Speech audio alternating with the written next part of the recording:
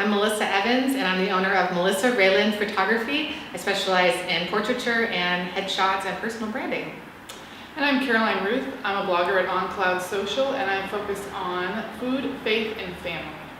And we're here today to talk about Facebook Business 201. This is not your typical Facebook 101 session where you're learning how to start your Facebook page for business and your username. This is advanced. So this is 201. This is for businesses that really want to get a brand and a name on Facebook, and we're going to help you do that today. Yay! So you've made your business page for Facebook. You've come up with your name. You've got everything entered. You've probably even ran some ads to try to get some likes. You've probably tried to build it by asking your friends to like your page and sharing it on your personal page. And you haven't seen a whole lot of benefits yet with your Facebook business page.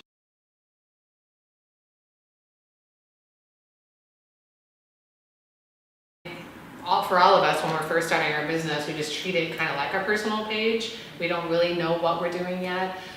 So the very first part of the strategy that you really need to go through is finding your audience. Right, building your customer base. You want to figure out who your customer is. So you need to sit down with a piece of paper, and you're going to do that. You're going to name your customer. You're going to figure out their age group, what they like, their hobbies, where they shop, where they do all these things, and that's going to be your best benefit to figure out who your customer is, because then you can find out where they are on social media. So we know everybody is on Facebook, but there are also other places too. There's such a gamut of social media places out there.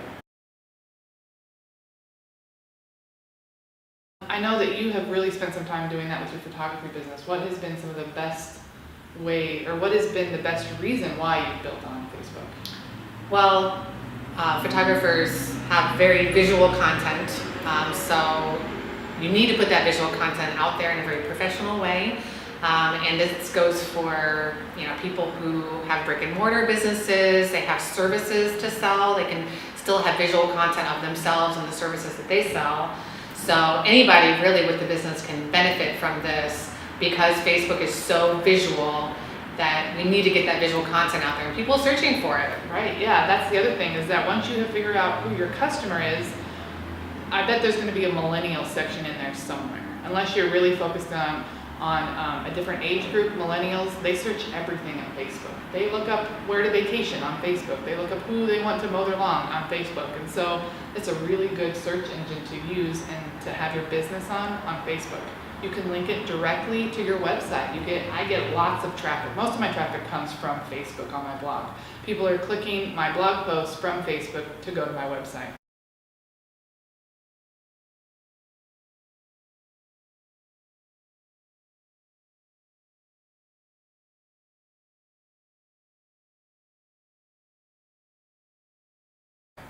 And then the other thing is you really want to build a face and a brand to your business. People want to connect with you. They want to see your logo, they want to see your face, maybe your family, and you want to provide a service to them or give them something on Facebook to help them think about you whenever your business comes to mind, or when they might need something that you have. Yeah, and it's really word of mouth, and also these search engine places like Pinterest, Instagram, Facebook being the biggest.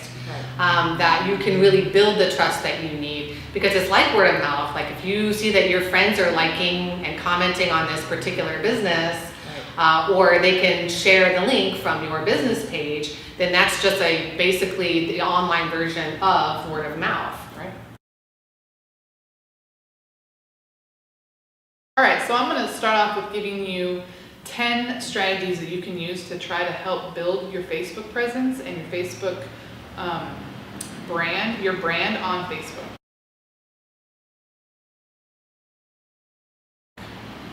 So number one, you really want to make sure you have relative content to your business. So like Melissa is a photographer, she's going to have lots of things that are about photography. She might do some things like how to take photos with your phone, or how to have the best outfits for your photography session. She might do different things like this and post them on Facebook, and it's relative to her business and keeps the people that are liking her page interested and liking it some more. So Yeah. that's really helpful. I think the key there too is adding that value, because the way Facebook algorithms work, You have to have the value added to people's lives or things that are going to be interested, and that's going to show up more on people's feeds the way Facebook is set up. So that's really important. Definitely is. And then with that is always being consistent. So if you're gonna post every day or every 5 days a week, then you need to do that. Maybe your business is really more weekend oriented and you only do Friday, Saturday, Sunday, Monday or something. Do that consistently. That helps build, again, the algorithms, and it helps build that trust that you have with those potential customers or clients that you would have on Facebook, is being consistent. And it's easy to set up on Facebook. All you have to do is use their system that they have to schedule posts, and then you can have a whole week's worth or a month's worth if you really plan ahead to have that available. And that's something that I think we're going to cover in another video. It is a little bit more. We will cover that a little bit more. And then with those posts, you want to make sure you have pictures. You always want to have pictures. You want to have relative pictures to what you're posting about.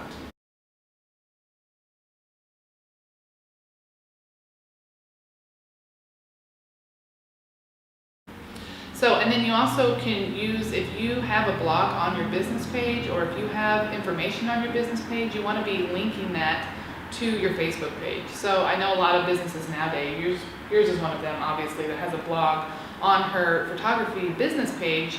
So she links her blog posts to her Facebook page, and that, again, that's just building traffic, but you want to make sure your original content is being linked to your Facebook page.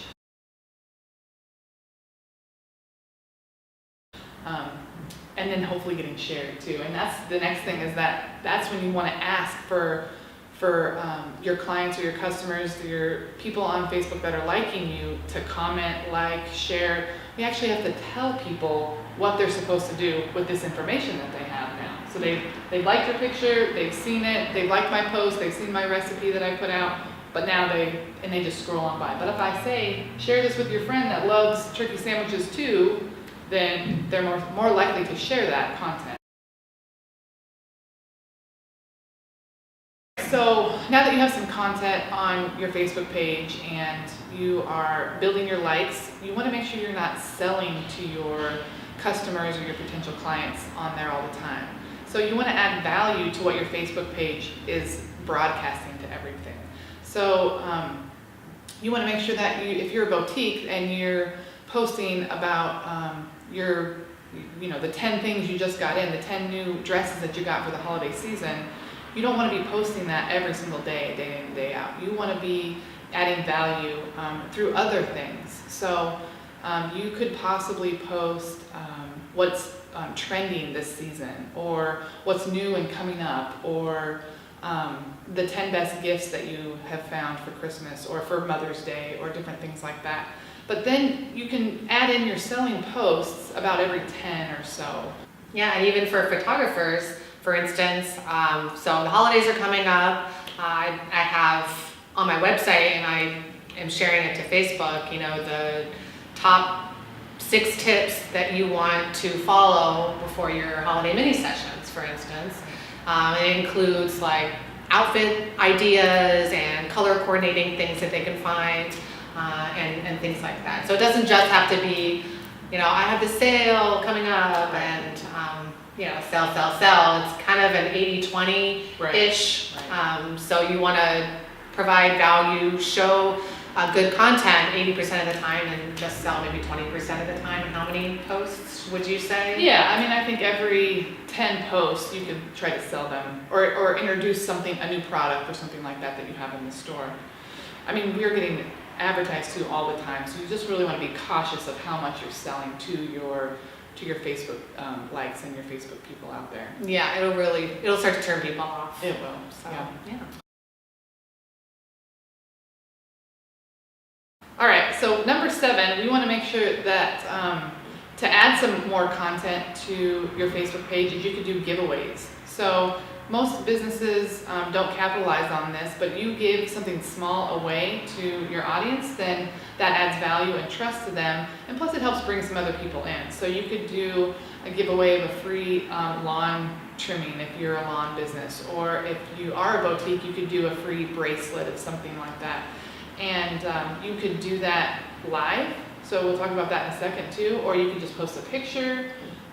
You want to be creative in that a little bit though. You want to put money behind that post. So that is when the boost comes in. That's when the money is really going to show more value, is that you're going to put a product out there, you're going to put $10 to $20 behind that boost so that you're going to get more people. And you're going to stay, if you're a local business and not on the internet only, you want to stay within your local market. So I know a lot of people locally here will just use the city that we're in for their giveaways because they're giving away tickets to a theater or something along those lines. And so your market is easier to target because even though it might not be, it will be broader than your customer base, but it will bring in new people that potentially could be your customers that are, that meet that criteria for who your best customer is. And we were talking a lot about value, so this is a little, maybe seemingly something little, like you said, a bracelet. For my mini sessions, the first 3 people that signed up are getting a free little holiday ornament for their Christmas tree. But those little things can add up because again, that's something shareable that people can be like, oh, I really want this free thing, and maybe Judy down the road might be interested because she was talking about holiday photos and Christmas ornaments. So it's just adding that value, and it's creating that shareable and likable content. Right. And we know that we have to put in money to make money and to really build that. And instead of doing things that aren't making you money on Facebook, doing giveaways and the like to boost those, that's really where you're going to find more bang for your buck when it comes to Facebook for sure. Yeah.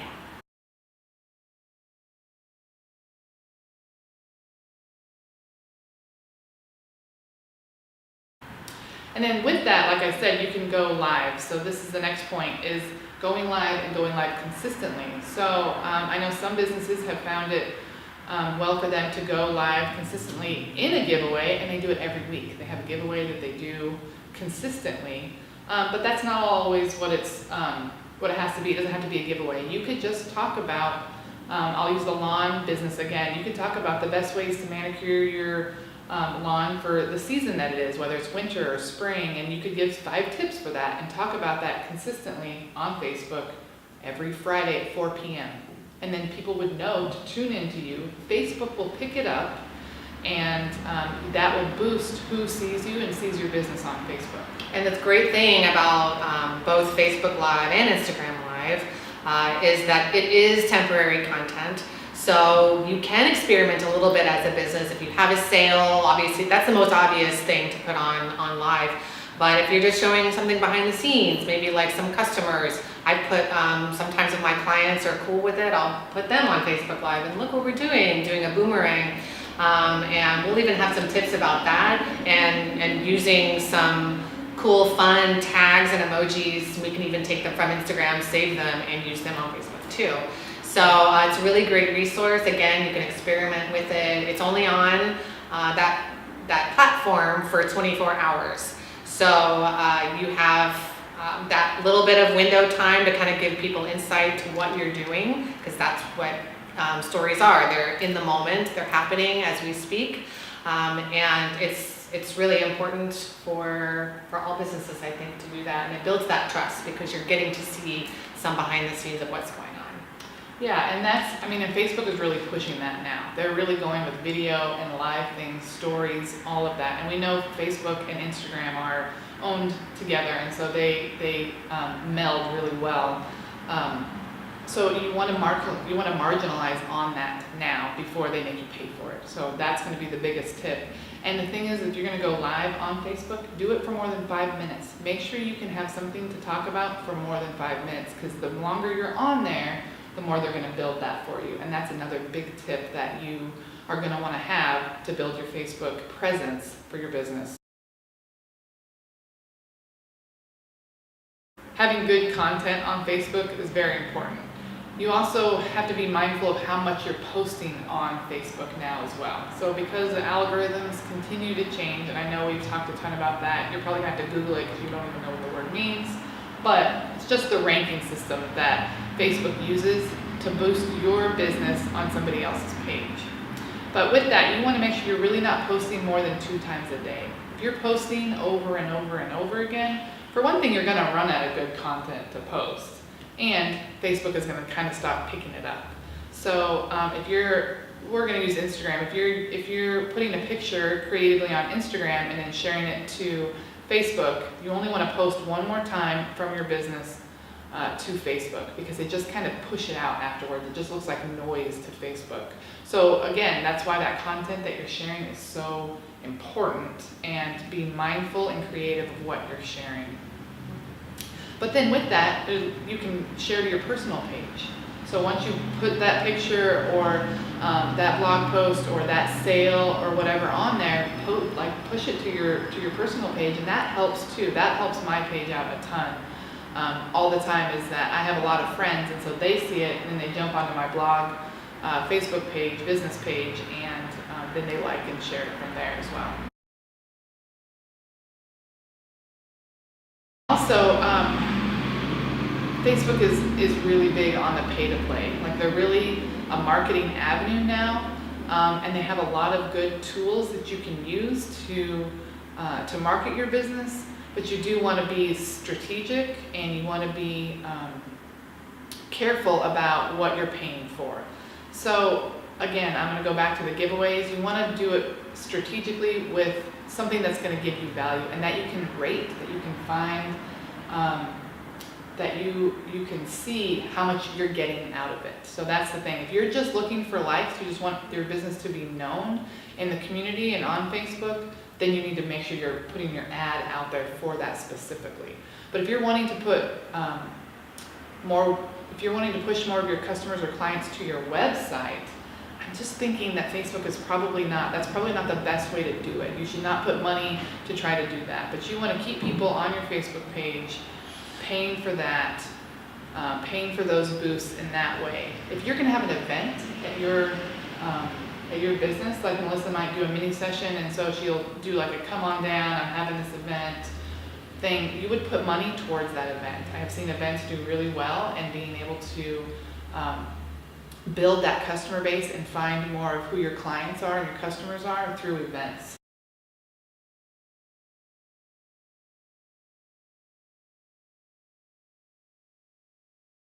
And I'll compare them.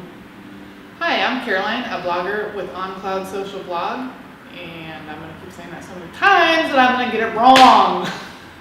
Who are you? What do you do? I'm a blogger at. Ooh, see my bangles jangle. What's that on there? Well, I thought it was Pinterest, but it's for the Phillies, the baseball team. So I told David, and he was like, "What is that?" And I was like, "I thought it was Pinterest," but he's like a huge Red Sox fan. So now every time I wear it, I'm like, "Go Phillies!" Okay. No, I do not want to be contrarily.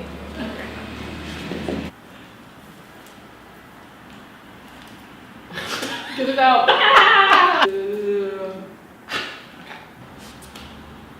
Hi, I'm Caroline, blogger.